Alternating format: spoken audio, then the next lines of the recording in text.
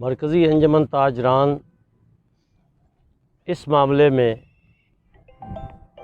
Doctor आबद साहब के बिल्कुल साथ है और जहाँ तक ये हमें कहेंगे हम इनका साथ देंगे, जहाँ बुलाएंगे हम हाज़िर होंगे। ये इंतहाई डॉक्टरों में मैं ये सब डॉक्टर बैठे, मैं इंतहाई ये लफ्ज़ इस्तेमाल इसलिए कर रहा हूँ कि इंतहाई शरीफ आदमी है और कभी इन्होंने किसी के साथ ज़्यादती नहीं की और इनके साथ अगर ज़्यादती होगी तो हम इनके साथ हैं। जैसे ये हमें हुक्म देंगे हम दोनों अंजुमन ताजरान, मैं ये भी वाज़ह कर दूं कि आपस में बैठ के इनका साथ देंगे और ये अगर हड़ताल का भी कहेंगे तो हम हड़ताल भी करने को तैयार हैं।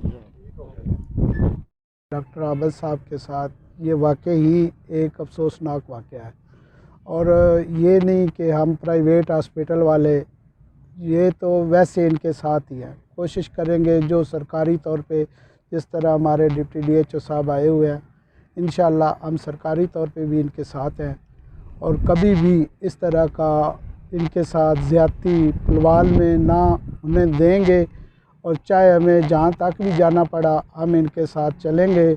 और अब तो पुरअमन एहतजाज कर रहे हैं, हो सकता है हम इसके बाद मज़ीद अपनी नफरी बढ़ा के और भी एहतजाज करें, क्योंकि ये कोई अच्छी बात नहीं है कि एक डॉक्टर गरीब लोगों की खिदमत करता है और ख़िदमत करने का ये नहीं है कि वो इन लोगों को, जो लोग बदमाश हैं, इनको पताखोरी मांगना शुरू कर दें। हम बिल्कुल ये बर्दाश्त नहीं करेंगे और हम भरपूर डॉक्टर आबद साहब का साथ देंगे और जो भी डॉक्टर भाई हैं, और इंशाअल्लाह हमारी कोशिश है किसी के साथ भी ज़्यादती ना हो और जो भी हो सका इनके साथ पूरी कोशिश करें। मेरा नाम डॉक्टर हाफिज़ खलीलुर रहमान है। As a deputy district health officer Bhalwal में तैनात हूँ। तो मेरा ताल्लुक़ बेसिकली भलवाल से ही है। मैं भलवाल में ही पैदा हुआ, यहाँ से मैंने मैट्रिक किया और अभी मुझे अपने ही शहर में खिदमत करने का मौका मिला। तो आज ये वाक़या सुन के, ये तो मेरे सारे सीनियर हैं, उस्ताद हैं सारे, तो बड़ा मुझे अफ़सोस हुआ। ये वाक़या बहुत अफसोसनाक है। सिर्फ़ मतलब ये बात नहीं कि डॉक्टर्स के लिए, आप सोचें ना कि ये एक बहुत ही गलत रवायत है कि ऐसे किसी को पहले पैसों के लिए कॉल आई है और फिर उसको साबित करने के लिए उन्होंने उसके घर पे या काम की जगह पे फायरिंग की है। तो ये तो जितनी भी इसकी मज़म्मत की जाए कम है और हमने इस चीज़ को पीछे नहीं हटना है। हम सब ने मिल के, चाहे हमारी साफ़ी बरदरी बलवाल की अल्हम्दुलिल्लाह बहुत एक्टिव है और सारे आपस में भाइयों की तरह हैं, बहुत सारों से हमारा पर्सनल ताल्लुक़ है। तो हमने इस मामले को पीछे नहीं हटना और हमने देखना है कि क्यों हुआ ये और किसने इतनी हिम्मत की है और उसको उस हद तक लेके जाना है कि आइंदा कोई इस तरह की ज़रूरत नहीं करे। तो चाहे डॉक्टर साहब अपने भाई हैं, लेकिन ये कल को कोई और भी हो सकता है। कल पहले आपको याद होगा सराफा बाज़ार में कुछ इस तरह का वाक़या हुआ था। तो जितना हम इसमें अपनी यकजहती का सारे मिल के कोशिश करेंगे ना, उतना ही फिर पैगाम जाता है। ऐसे नहीं है कि ये जो हम बैठे हैं इसकी खबर भी सबको होती है, ठीक है ना।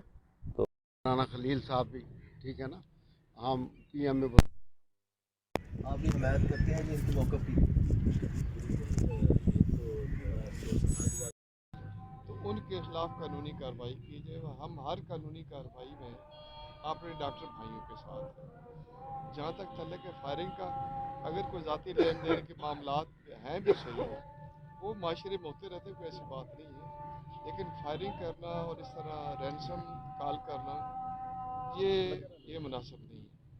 ये तो मतलब सीधी सीधी एक तरह के एक शरीफ शहरी को डराने धमकाने वाली बात है। ये इसमें हम बिल्कुल इनके साथ हैं, हर तरीके से इनके साथ। आइंदा का अमल बस यही है कि इन्हीं से रब्ते रखेंगे पुलिस वालों से। ये भी हमें उम्मीद है कुछ हम चाहते हैं जिन्होंने मुकदमा दर्ज हो और अपना उनको अरेस्ट किया जाए। ये जो सस्पेक्ट हैं हमने बताए हैं और उनके नंबर भी दिए हैं पुलिस को, ठीक है ना। वो उनको क्या ना बुला के इन्वेस्टिगेट करें, थारो इन्वेस्टिगेशन हो तो क्या ना ट्रेस आउट हो जाएंगे, उसमें कोई मसला ही नहीं है, क्योंकि उनका लिंक बनता है। आपकी एसोसिएशन है जो, उसका क्या रद्द अमल है? हाँ जी, PM PM इनके साथ है चेयर असल में बंदे ट्रेस हों तो तभी हम समझेंगे ना कि कुछ बेहतरी आई है। बंदे कोई ट्रेस नहीं हुए हैं, ये तो वही सस्पेक्ट्स हैं ना जो जिनके साथ वो मामला चल रहे हैं, पहले कोई डिस्प्यूट चल रहा है ना, ये तो वही बंदे हैं। अब ये नहीं पता क्योंकि कालें भी कंप्यूटर नंबर हैं, कोई ट्रेस कर ही नहीं सका है।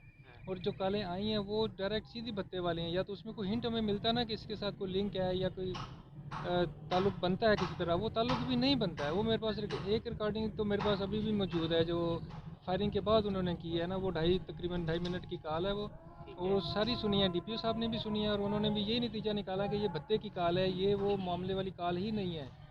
लेकिन ये जब और रिकॉर्डिंग आपको सुना भी देते कहते हैं हैं ढाका के पास है। सबको पता चल जाए हाँ ठीक जी। है, लेकिन वो उसी दिन ये कह रहे थे कि इंशाल्लाह ये 2 दिन में ये कुछ मामला हम ट्रेस करेंगे। आपकी रिकॉर्ड ये है कि इनका कुछ मामला अपने हैं, उनमें कहा कुछ भी है, लेकिन जो फायरिंग वाला मामला है हाँ वो जी। तो नहीं इस तरह होना चाहिए। लेकिन ना कॉल में कोई जिक्र नहीं है, और अगर लेन देन का हो भी मसला तो फायरिंग का तो तुक बनता ही नहीं है। वो तो केस चल रहा है, हम कहते हैं वो केस के लिए भी तो मुझे आता नहीं है ना। जब इन्होंने छापा मारा है, वो उसामा नदीम वैसे भी घर से भी गायब हो गया, मतलब ना वो केस के, इससे थोड़ा सा लिंक हमें शक ही है कि इससे लिंक साबित होता है उसका, क्योंकि वो केस के सिलसिले में भी नहीं आ रहा। और जब इसको फ़ोन करके बुलाते हैं, फ़ोन इसका ऑफ जाता है, ये सच ने मुझे खुद बताया था। फिर ये घर गए हैं, रात को छापा मारा है तो घर में कोई बंदा भी नहीं था। उस वक्त जब मुझे ज़्यादा बातों का पता चला ना, तो उस वक्त वो बच्चे की हालत, ज़हनी हालत इतनी ख़राब थी कि उसको हमने रिहैब में दाखिल करवा के उसका इलाज शुरू करवाया। तो वो कोई चीज़ बताने की पोजीशन में भी नहीं था। फिर वो इसी दौरान उन्होंने फिर चेक पे एफआईआर करवा दी जब वो बेचारी रिहैब में था ना। वो खारिज चेक 20 लाख का लिया हुआ है, वो ब्लैंक लेके बाद में भरा हो उन्होंने। अच्छा, वो मुतालबा कर रहे हैं 10,10,000 का कि इतने पैसे दे दें तो हम चेक वापस कर देते हैं। डॉक्टर साहब बच्चे की हाँ जी। बच्चे की उम्र के बारे में बताएं, और अगला आपका मतलब क्या है लाए? बच्चे की उम्र अब 21 साल है इस वक्त। वो 2 साल से वो लड़का अटैच था, जो दोस्त बन के, मोहम्मद अब्दुल्ला नाम है, वो दोस्त बन के सारी कार्रवाइयाँ उसने की हैं शुरू, जो पहले की हैं ना, जो पहले पैसे बटोरे हैं उन्होंने। जिनके साथ बच्चे का मामला बने वो पिंड दादर खान के बताए जा रहे हैं। नहीं, वो इधर के ही हैं, इधर बलवाल से बलवाल बिलोंग के। करते हैं। हाँ जी। सुना था लीला के हैं। नहीं, इधर के। बलवाल के हाँ जी, हाँ जी। जिनके साथ लेन देन के मामला ये इधर बलवाल के ही हैं। तमाम चेक उधर बच्चे ने जो दिए हैं वो इधर के ही बलवाल के। हाँ, वो सामान दिए मैं का कोई तल्लुक नहीं है। नहीं, उसका उससे ताल्लुक नहीं है। तो डॉक्टर साहब आपके भी कुछ चेक है उनके पास? नहीं, अब कोई चेक नहीं मेरा उनके पास। आपका नहीं? हाँ जी। बस बच्चे को उन्होंने बस कुछ आपने जैसे कहा कि बच्चे को नशा दे के और इस तरह उन्होंने चेक ले लिए, कोई लेन देन नहीं था, सिर्फ चेक। कालें आई हैं हमें, थ्रेट की भी कालें आई हैं, बत्ते की भी कालें आई हैं, ठीक है ना। और सीधा बत्ते का केस बनता है, तो ये अब पुलिस का काम है उनको ट्रेस आउट करना।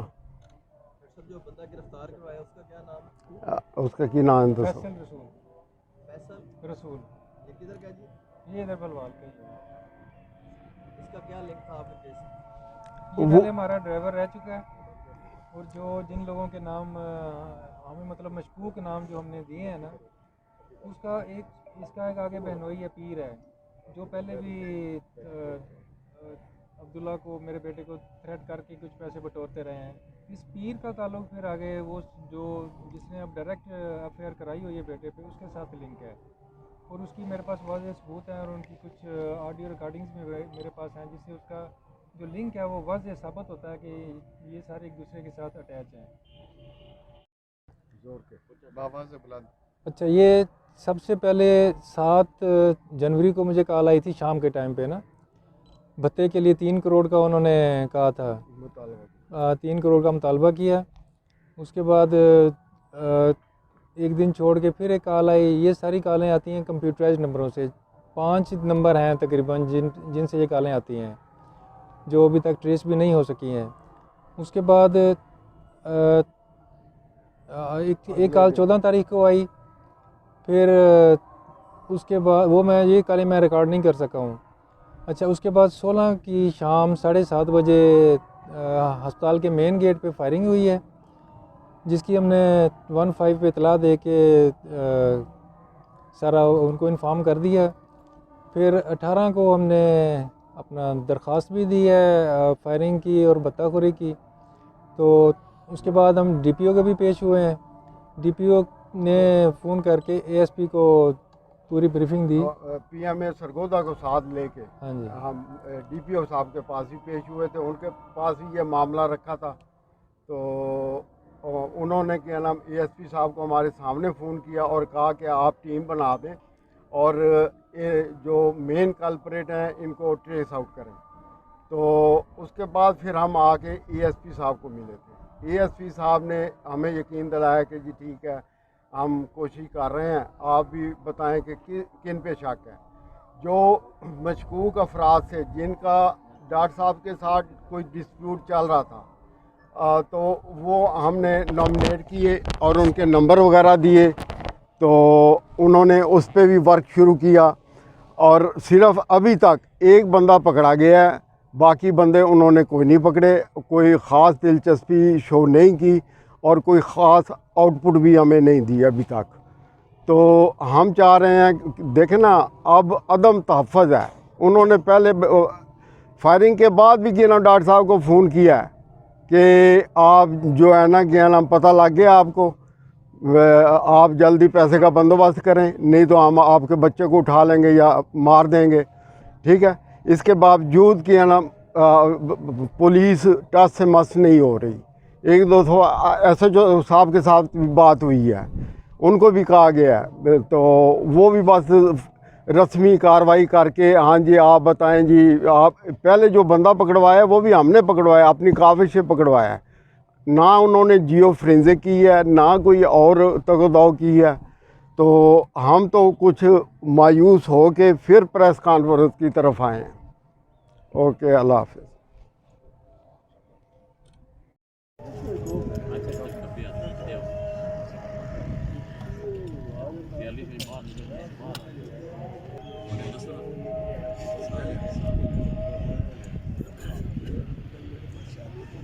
निकले वैसे कर